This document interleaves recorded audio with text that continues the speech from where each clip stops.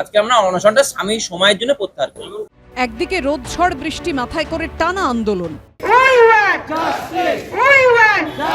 অবিলম্বে যোগ্য শিক্ষাকর্মীদের লিস্ট প্রকাশ করতে হবে।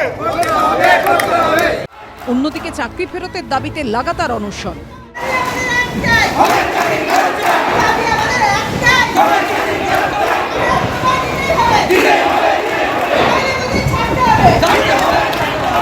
সল্টলেকের করুণাময়ীতে মধ্যশিক্ষা পর্ষদের অফিসের সামনে 21শে এপ্রিল থেকে এভাবেই টানা অবস্থান অনশন করছিলেন 2016 এসএসসি চাকরিহারা শিক্ষাকর্মীরা।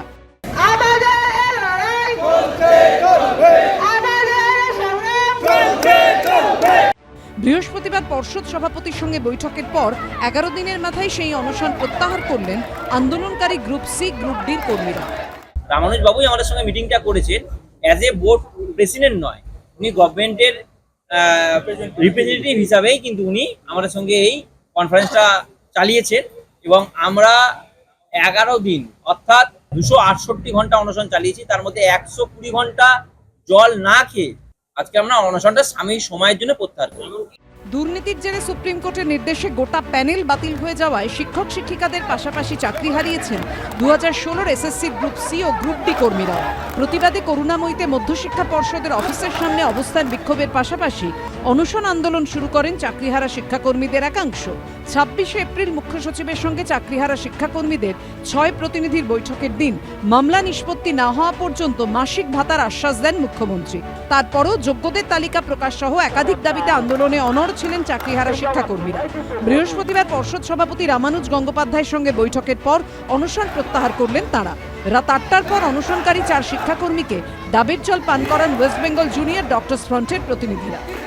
8 জন অনশন শুরু করেছিল, 4 জন আগে হাসপাতালে ভর্তি হয়েছে এবং আজকে 4 জন হাসপাতালে ভর্তি হচ্ছে। 3 দিনের মাথাতেই এদের প্রত্যেকের ব্লাড গ্লুকোজ লেভেল 50-এর ঘরে চলে গেছিল। যে দৃঢ়তার সাথে তারা লড়েছে, এটা কিন্তু একটা কুর্নিশ জানায়।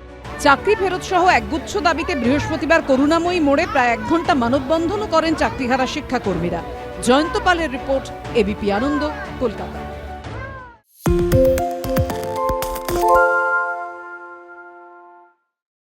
সত্য অন্তহীন, সত্যের খোঁজও তাই, সত্য সন্ধানে তাই আমরা অক্লান্ত, অকুতভয়। এবিপি আনন্দ নতুন ভাবনার প্রতীক, যা মনে মুক্ত, তথ্যে যুক্ত এবং যাবতীয় সীমানার বাঁধন থেকে মুক্ত। সীমা না শব্দটির মধ্যে লুকিয়ে আছে মানা শব্দটি, যেন চোখ রাঙানি এক অদৃশ্য ব্যানাজার, যা আটকে রাখে আমাদের এক ছোট্ট গণ্ডির মধ্যে। একমাত্র সঠিক খবরই গড়ে তুলবে এক মুক্ত সমাজ। সেই জগৎ গড়ার লক্ষ্যে কোনো সীমানার ঠুকুটি আমরা মানব না। এবিপি আনন্দ এগিয়ে থাকে, এগিয়ে রাখে।